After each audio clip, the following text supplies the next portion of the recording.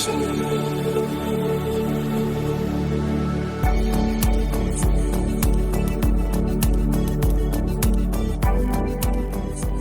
to the Climate and Coordination RCAST, where every week we'll be discussing topics related to all things climate change and RChain's role in the solution.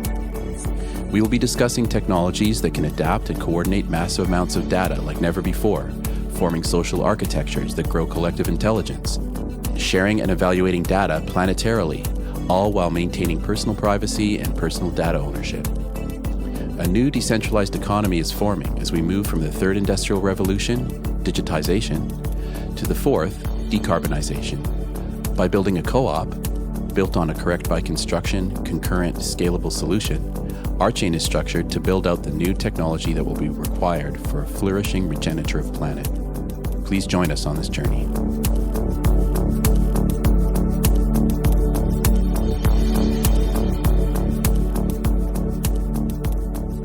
Okay, welcome to this week's iteration of the Climate and Coordination RCAST. This week has been Earth Week, which means that Earth Day was yesterday on April 22nd. So the entire week has been Earth Week.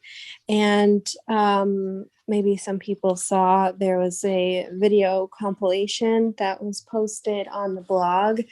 It's also on rchain.coop/climate, which basically shows a bunch of different people in the RChain community and beyond answering the question, what would Earth say if it could speak? And there's also, if you go to rchain.coop/climate, there's also a little explanation there about what it would take to create a blockchain that really honors and prioritizes climate change.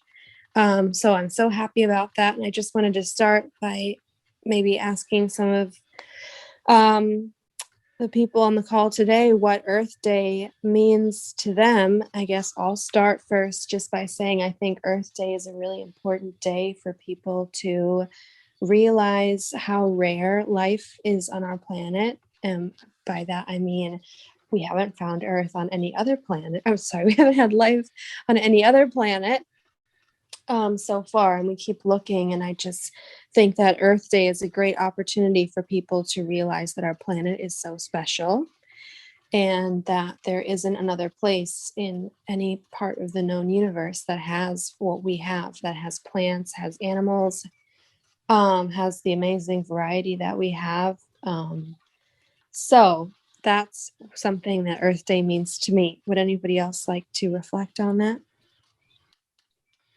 Yeah. So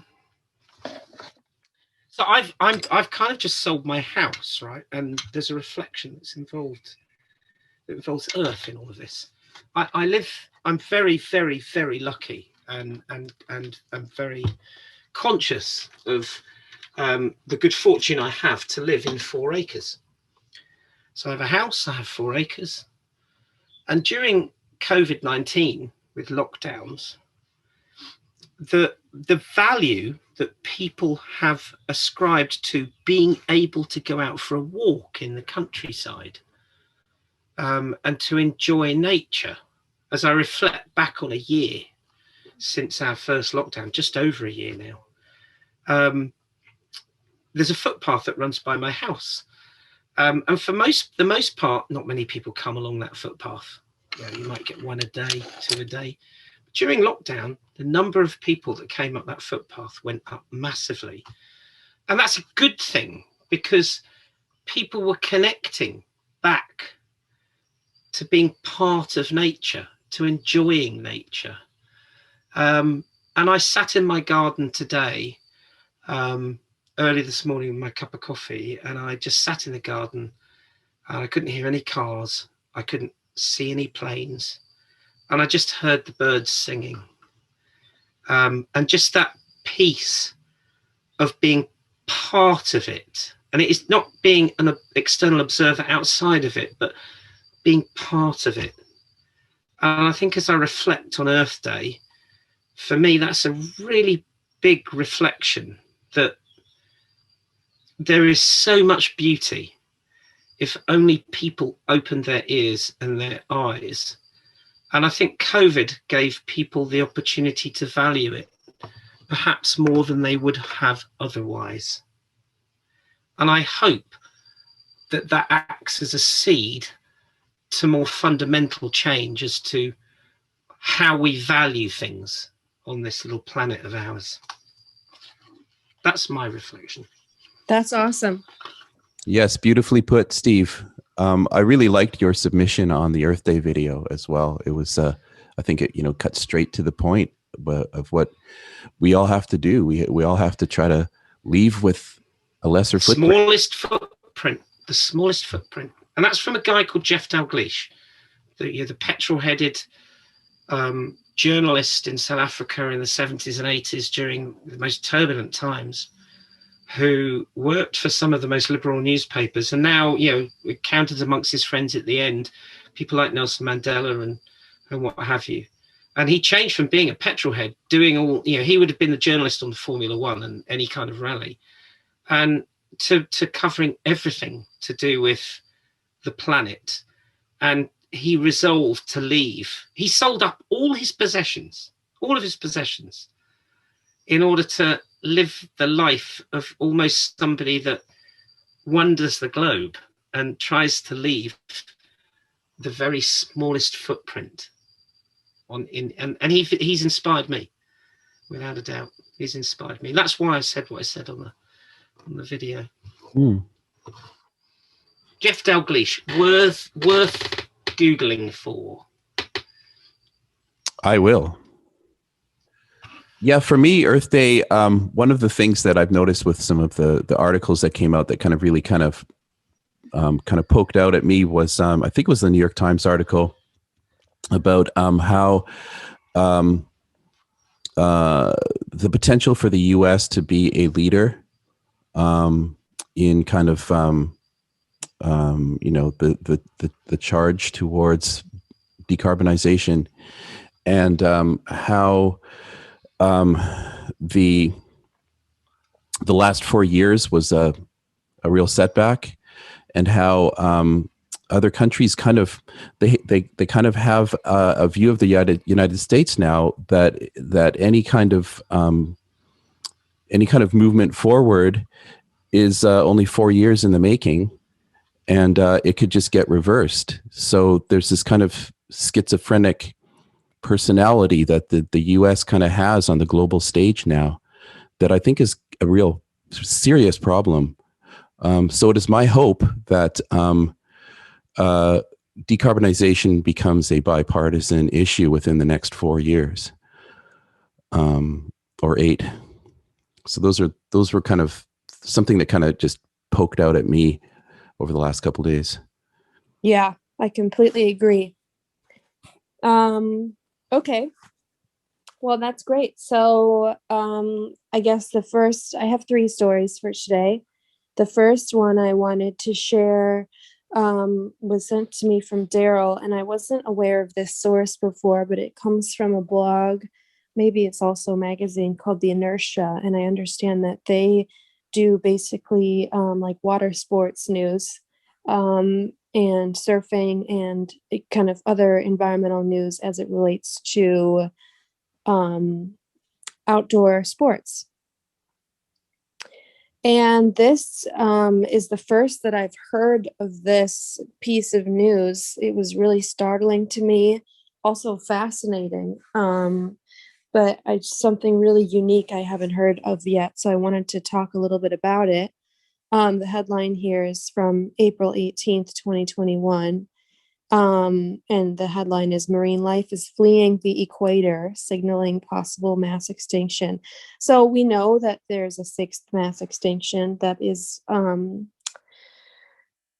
already underway. It's been happening for probably about 10 years already, but now it's starting to speed up quite a bit. And anyway, I'm just going to read a little bit from this piece because I felt it was really well done and short and just fascinating.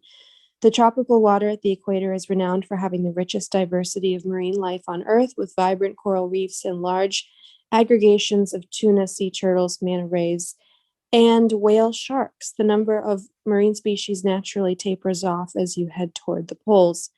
Ecologists have assumed this global pattern has remained stable over recent centuries until now. Our recent study, this I believe comes from the University of Queensland, found the ocean around the equator has already become too hot for many species to survive, and that global warming is responsible. In other words, the global pattern is rapidly changing. Marine life is fleeing the equator for cooler water towards the poles, and it's likely to have profound implications for marine ecosystems and human livelihoods. When the same thing happened 252 million years ago, 90% of all marine species died. So they've studied this already happening. And there's some great graphs and sources here that sort of explain a little bit more about how this works.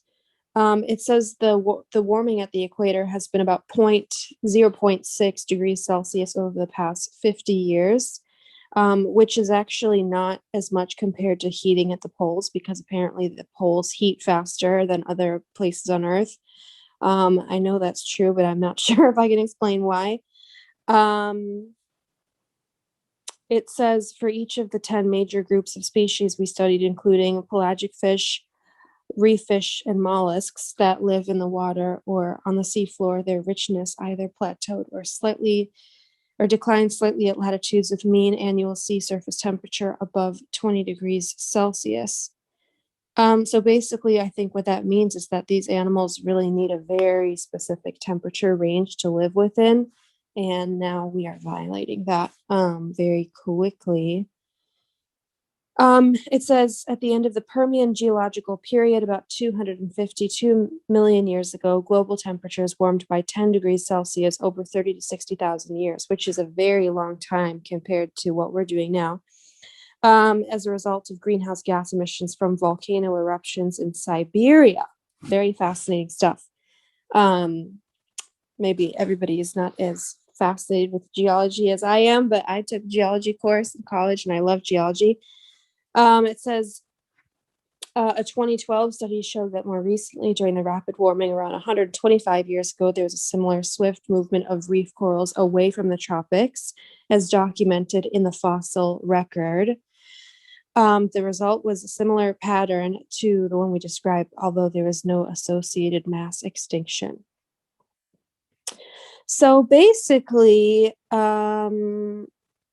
this is very dangerous. The scientists are really not sure if a lot of these species and ecosystems can survive that shift, but obviously life tries to find a way, so it's possible they will survive.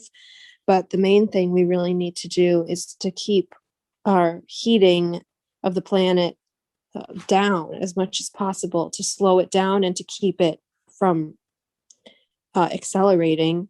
And hopefully maybe we can return the planet to a slightly cooler temperature at some point. But I'll pause there. Does anybody have any comments about this? And thank you, Darryl, for sending it to me. It's just another scary piece of news to add to the coffers. It's pretty freaky. Yeah, it's so freaky. I wonder if it's going to come, more mainstream climate news at some point, but maybe. I mean, there's just so many headlines, but yeah, I agree. Freaky. If there aren't any more comments on that one, I do have another story. Now, the third story is a little bit more uplifting. The first two are a little grim. I apologize. This is from CNN, but this was shared in a lot of different places and blogs I saw recently. And it was also posted by the journalist George Monbiot, who is really involved with the climate movement as well. And that's how I first came across this. This is from April 15th, 2021. It says habitat and species loss leaves just 3% of the world's land ecosystems intact. So there was this study that was done in the journal in the journal Frontiers in Forests and Global Change. And there's a link to that in this CNN piece. It says combine maps that showed human damage to habitat with maps showing where animals have disappeared from their original ranges or are in too low a number to maintain a healthy ecosystem. Areas identified as functionally intact included East Siberia, northern Canada for boreal and tundra biomes, parts of the Amazon and Congo Basin tropical forests, and the Sahara Desert. So basically, those are the areas that are pretty much wild, that are ecologically intact. The study said that it's possible that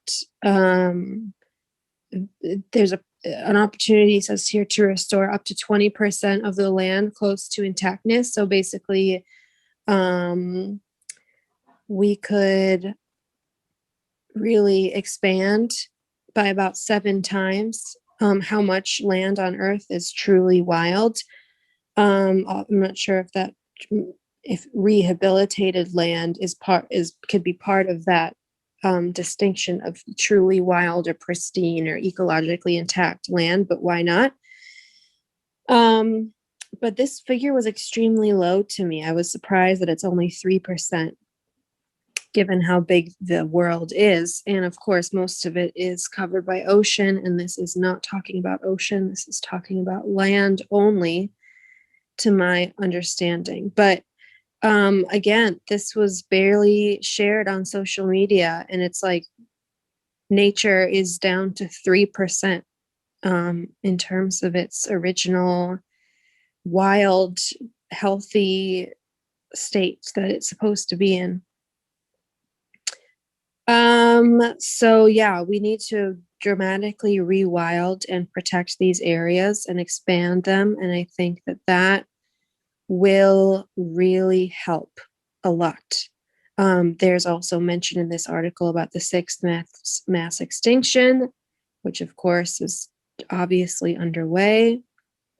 And it says here,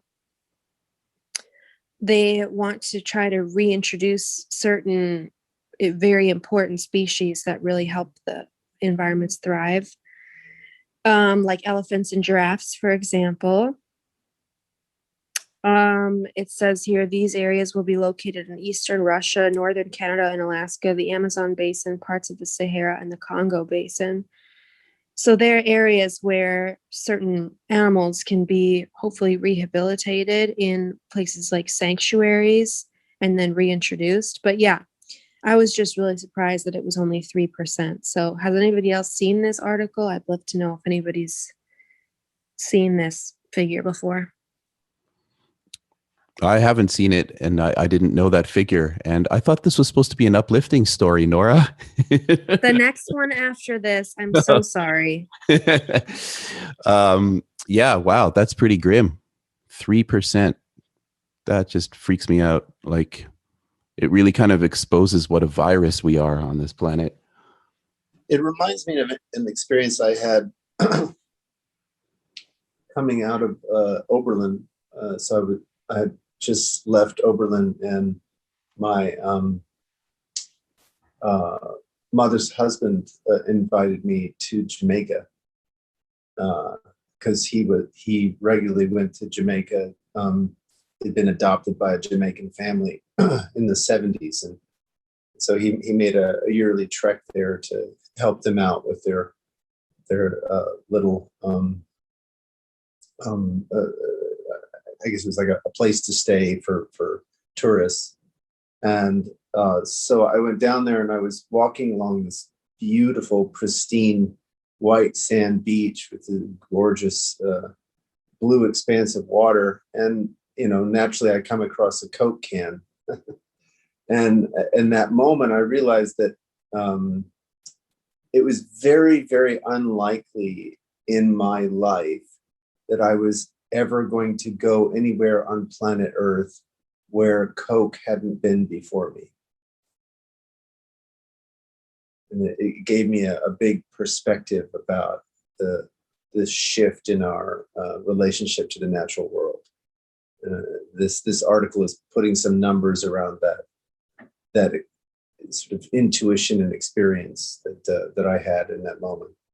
And that was a good, 20 plus years ago, more than that, 25, maybe 30 years ago.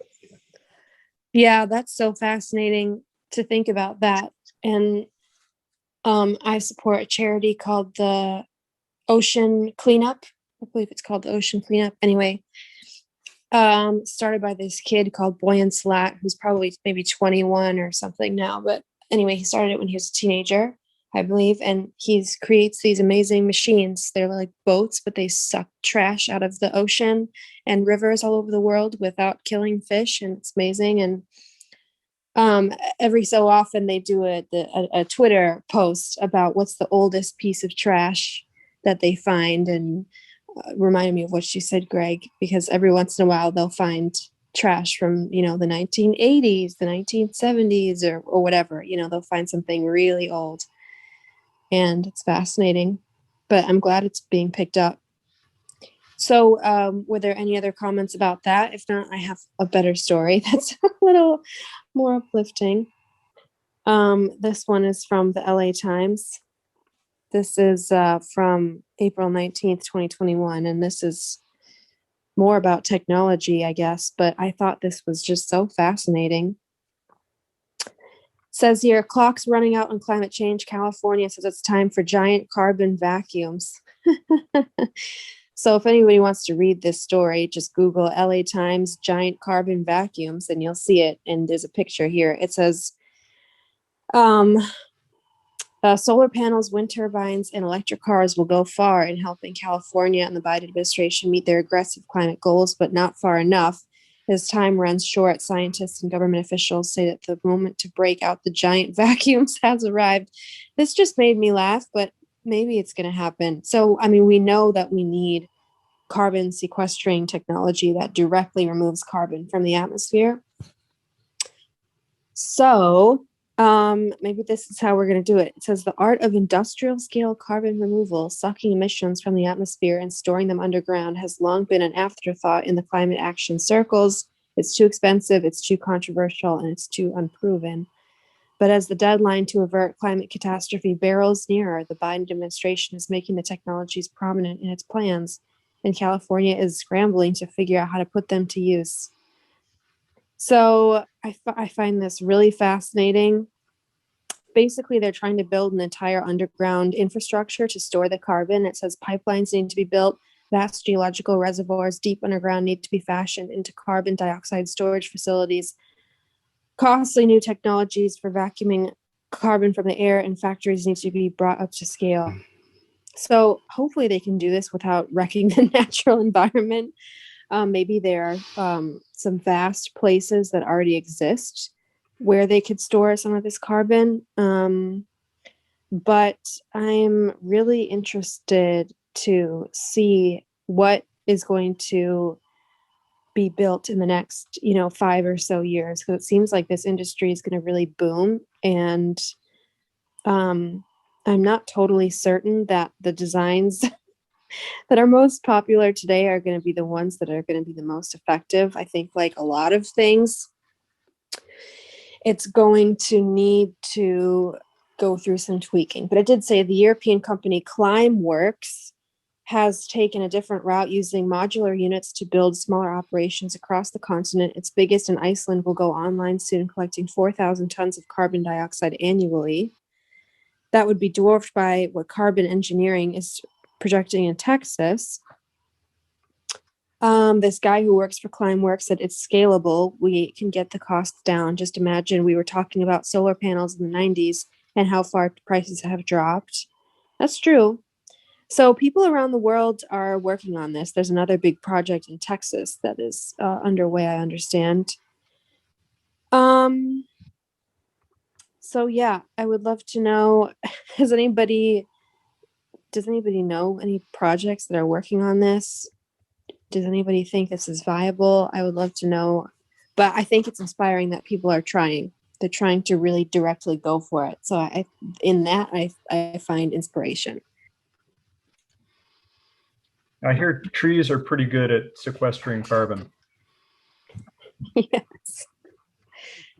Yeah. Although And, trees take time to grow, and the ones that are the best at sequestering carbon take a long time to grow. well, there has been some work with some genetic engineering and breeding of plant species that can do the photosynthesis a little bit faster. There's the hope of, well, there's a lot of movement in synthetic biology. So there might be some technological ways, but using giant machines and lots of energy to pull carbon out of the atmosphere, it's not likely to be that efficient. It conjures up images of Dr. Seuss for me. Yeah, absolutely. Yeah. But I mean, if it does end up helping, then we got to do it. Because like we have to do everything that could possibly help. And I agree with Ian that the trees are kind of the main thing because, you know, we can expand so many of our forests and so many wild places. Well, where it might fit in well is, you know, there are some manufacturing processes that generate a lot of greenhouse gases. And so if they can, you know, if they can contain their carbon or do carbon capture as part of the process, you know, that might make sense, particularly something like, you know, concrete, which generates an enormous amount of greenhouse gases. Yeah, that's kind of connected to a couple articles I was going to bring up involving the coal industry and the movement from denial to acceptance that appears to have happened in the US. A couple headlines, coal miners join climate activists to back Biden's $2 trillion infrastructure plan. It's one headline. Another headline, miners union backs shift from coal in exchange for jobs. So it looks like the union leaders of the mining, I don't know what the exact name of the union is, but it looks like they've now come to realization that they need to shift to another industry. So they're joining the climate activist side. So that's, to me, an encouraging example of sea change that's occurring. Was there any information about how many miners it was or where they were or anything like that? Well, it's the entire union. Oh, wow. The miners union, and it was the union leader that has kind of made this announcement. So they're kind of as a group, you know, stating, help us shift to other jobs. Wow. That is so great and so courageous of them to finally do it, you know? Yeah, I guess it's been years in the making. Absolutely. Yeah. And I mean, the coal industry collapsed a really long time ago, I feel. The oil industry is still kind of teetering, kind of hanging on, but the coal industry has been wiped out for such a long time. And I think people realize that there are other jobs, you know, they don't have to suffer. And yeah, that's great. You know, for political changes, besides coal, I think recently there was some legislation in Washington State about banning gasoline cars by 2030.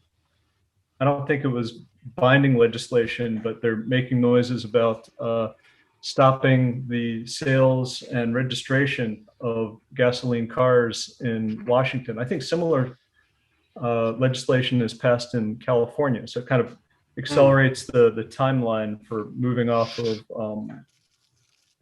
using all these, you know, heavy carbon footprint technologies for transportation. Yeah, because that does need to be accelerated. The fleet, like it takes a couple of decades, is it, for fleets of cars to kind of, you know, completely renew or whatever? Well, maybe there'll be like a buyback thing where it's like, bring us your car and we'll recycle it kind of situation. Or like they do with computers, like they do with phones, like they do with other stuff. Yeah. And another thing I've noticed, there's a couple people doing this where they're converting your, you know, classic car to electric. So like car conversion, I think, could be another really interesting way to accelerate it. That's a I don't terribly think they mean to. that's a terribly first world problem to have, isn't it? Really? Yeah. Yeah. I shall Sure. convert my classic car to electricity. I've seen people do it though. It's popular. Like there are people who can take a classic 1980s Jag or something and make it into a Tesla or something similar on the inside, which is fascinating. But yeah, definitely first world type situation. So I kind of want to up the ante, right? I want to up the ante here. So, here we are sitting on a seriously scalable blockchain, right? On the verge. And I've just pasted something into the chat. And, we're looking for ways where we can help affect change. It won't be us affecting the change, it'll be other people affecting change. And as I was thinking about that, particularly because this call is always chaired by you, Nora, and as you know, one of the women in my life, not my day-to-day life, but one of my sheroes is Marilyn Waring, and I thought, I wonder if Marilyn's doing anything with blockchain. So I started having a look around, and I've pasted some links here. And when you think about climate change, the economy and the way in which we count things is dominated by one sex, right? And we know it's not women. So that kind of process of elimination, who sets the rules. So when we talk about things like net zero, we talk about, oddly enough, changing our classic car to be electric. The chances are it's a guy behind that, not a woman. So I've pasted 4 links, I think. 1, 2, 3, 4 links. So one is about something called Arlo. It's a crypto play. And it's about we value what we count. So the one thing we know about a blockchain is it's good at counting, right? It's really good at counting. If we truly valued things, we would count them. But the problem is that the powers that be don't count things. That's where net zero comes from. It enables us to obscure the reality of carbon production by offsetting it somewhere else, making it someone else's problem, really, when it really is ours, and not taking responsibility. Something that generally in society men are really good at, and women sort of probably throw their hands up and say, "Oh, it's men again." And I'm not doing down men, but it is true, right? And then I had a look at a book. There's a whole book about blockchain and Web 3.0 in which Marilyn Waring is quoted about counting the things that we value, counting the trees. Don't count them at the point you cut them down. Count them maybe at the point you plant them, right? And then there's a bizarre, tiny little one in Scotland, which is the Crypto Knitting Circle. And then finally, there's the Global Women in Blockchain.org. And it strikes me that this forum, this particular forum, one thing we should probably do is reach out to women in blockchain. And we should get a speaker from there, because we've got technology that all of 4 of these articles probably would really want.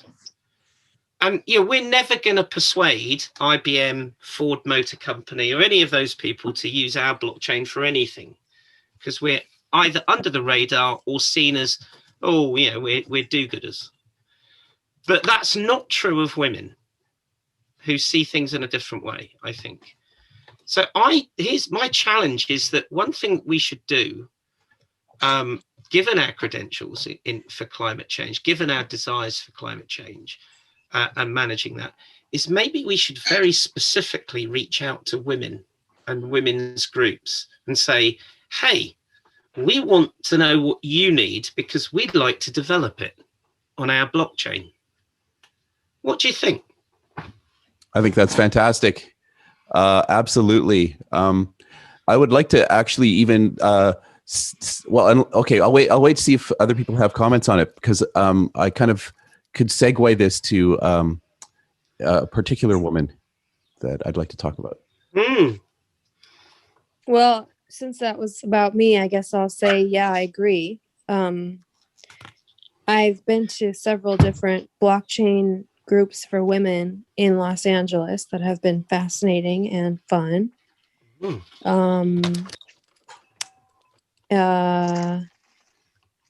And yeah, I mean, Warren Buffett, famous feminist. I know that might seem like a joke, but it's not. Warren Buffett, because he's all about money, really. I mean, you know, he's a genius with money. He said, how can we expect to all reach our financial potential, you know, something like that, economic potential, when we leave half of people like basically out of that equation, which is, you know, a very feminist, capitalist, but feminist argument. My strategic thought is that, you know, if you know, in South Africa, during the dark days of apartheid, there was a really famous demonstration. And it was when women marched on every police station and court and burnt their passbooks. And there was a famous phrase that came out of it. And that is, when you strike a woman, you will strike a rock. Right? When you strike a woman, you will strike a rock. And the whole point of that is that sometimes it's when women actively get together that fundamental change occurs. Women in the vote being one of them, obviously. But I think that this possibly is something that we often forget in our more male-dominated world. Fortunately, I live with a very large number of women in my life, so they try and keep me. Lucky you. Well, yeah, I know my place, Nora. What can I say? And I learn more every day. But I just have a sneaking feeling that there's stuff in this. You know, we got some techies in RChain. It would be great to have more women techies. Sure. And we have a desire to change the world. What we need is to somehow connect with women in different parts to say, what do you need? Because if anyone's going to count what is valuable from a planetary perspective, the first people that will count that will be the women. It's not the men. Yeah, I think it's important. I agree with what you're saying. I don't think it's always the best to draw these like strong distinctions between what men think and what women think, and what men do and what women do, because sometimes, as with all things, there's overlap and there's nuance there. And, you know, I don't want to overly gender the action of, you know, any certain action. I also don't fully agree with the idea that striking a woman is the same as striking a rock, although I wasn't there, so maybe it's a famous phrase. I mean, it's just a quote at the time. Okay, well, yeah, well, whatever. There's a group though called Girls Who Code that I just put in the chat. Girls Who Code is basically a collection of engineers and different thought leaders and coders and women in the space that I understand is fairly active. And there's lots of groups like that, especially on Twitter. You can find tons of them. People who are trying to help train women for these jobs and give them more of a chance to lead and to engineer new things and to even teach. And I think that's so important because there's, you know, intelligence has no boundary in terms of age or race or gender. There isn't one group of people that has the rights to intelligence. So I think it's important to celebrate passion wherever it comes from. Maybe we should reach out to that group and Sure. offer to do we could do a hackathon. Just with that group, just with Girls Who Code globally. What a brilliant thing that would be. Who knows what would come of it, but I'm sure amazing things would. I think it's a great idea, although I just have to say that along with that idea, I'm not saying that it could work. I think it's a brilliant idea. I think we should pursue it, but not talking about this group of people here, but I think, you want to make sure that the community is in a place where it can do that. You know what I mean? Like, how receptive is the community to a project like that? And it's important for communities to respect one another, I guess is what I'm saying. So I think that would be a great thing to do. I would really want to emphasize, listening and collaboration and kind-hearted discourse, I guess we'll say. I think that would be so important,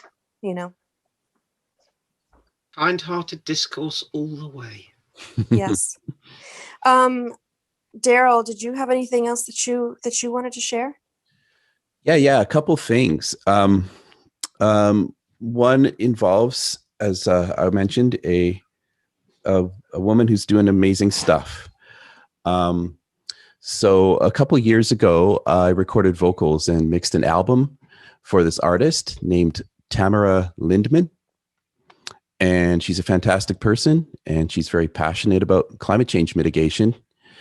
And we ended up befriending her mother, who took a real liking to my daughter. Anyhow, this week, I was thrilled to see Tamara in Rolling Stone magazine in an article entitled, "Can an Indie Rocker Change the Climate Conversation?"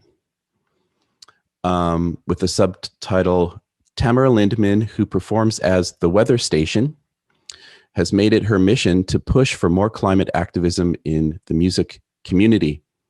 So her whole focus now is just, she's so concerned about climate change that she's just made it her number one priority as an artist. And her last album that just came out is more or less a concept album.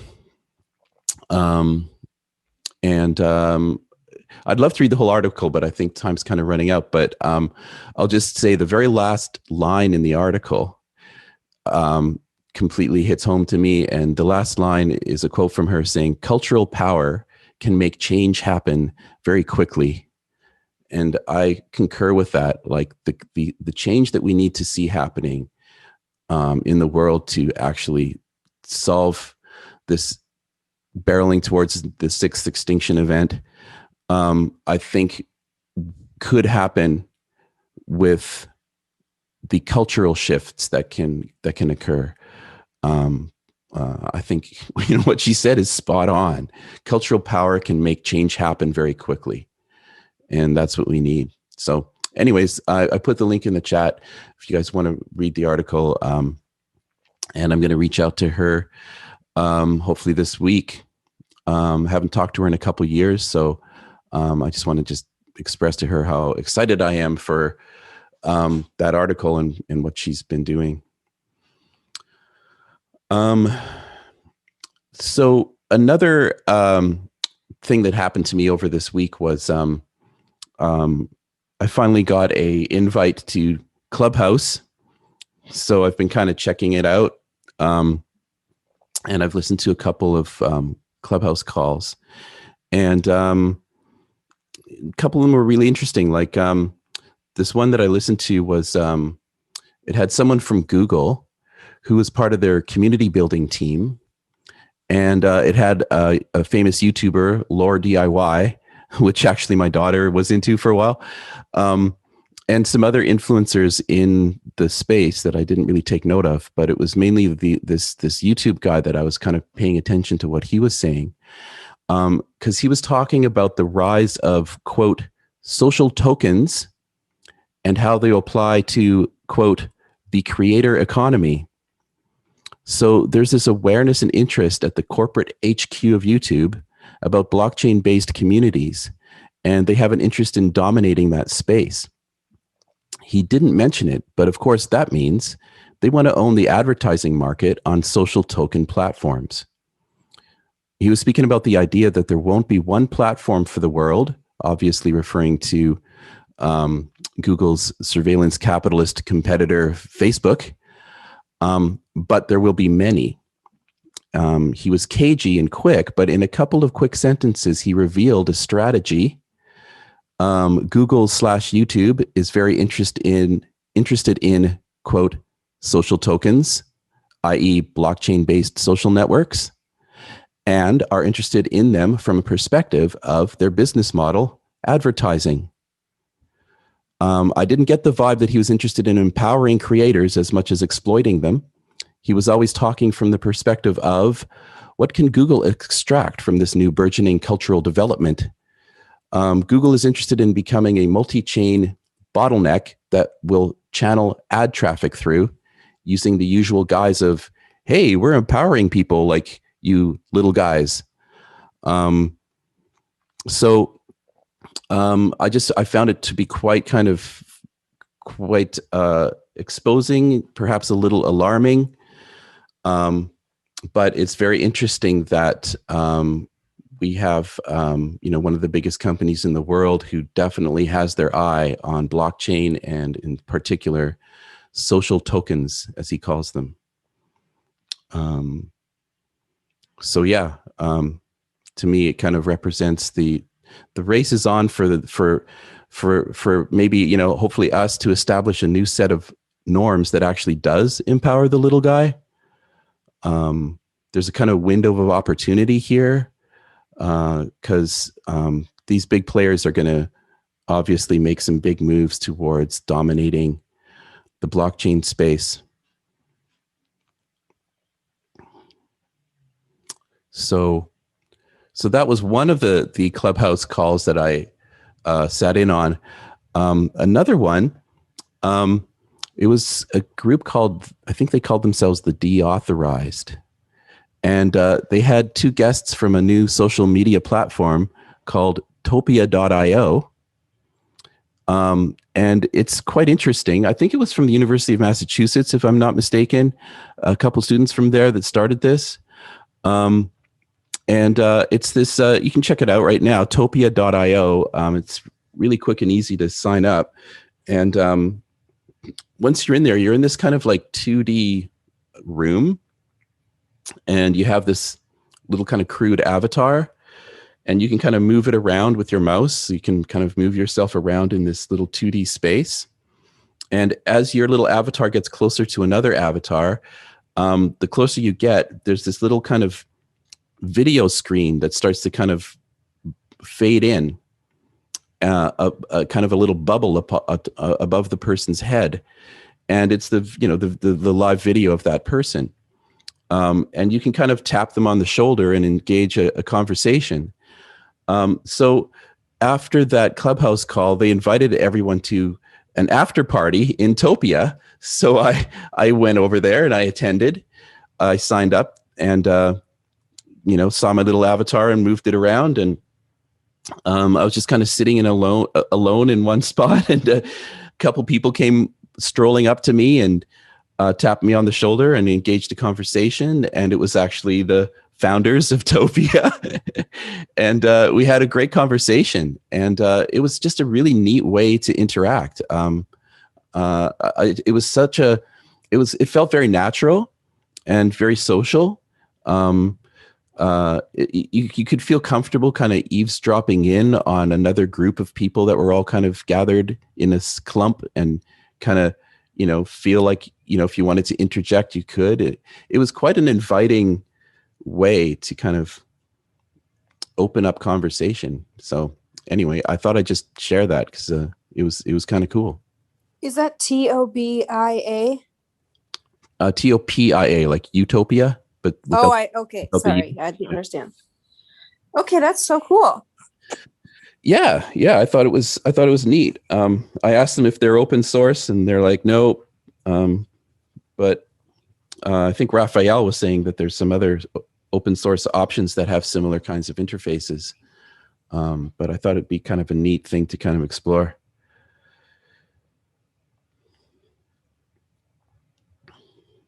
Yeah, and the Clubhouse app, was that basically like a live stream podcast you were listening to?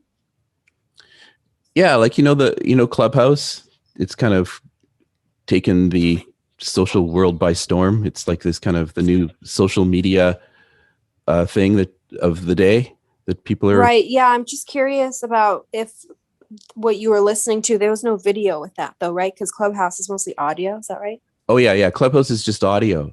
So that's what I thought. Yeah. Yeah. So it was kind of like the two guys from Topia talking to this other group about, what Topia is all about, how it can represent kind of new forms of social interaction, yada, yada, yada. It was cool. It was good, a good talk, good minds there. And so, yeah. So then I joined Topia, and that's where it became a visual thing. So I see. It's almost like a similar experience to Clubhouse. Like from my kind of brief kind of experience in Clubhouse, it's still a little intimidating. Like you can wave your hand and kind of, in theory, kind of get in on the conversation, but you don't really, I haven't experienced that happen too much. It's usually like a small group of people that agree to get together and talk. And then an audience of people just kind of listening in, where I found this Topia interface kind of more inviting for conversation and group conversation and stuff.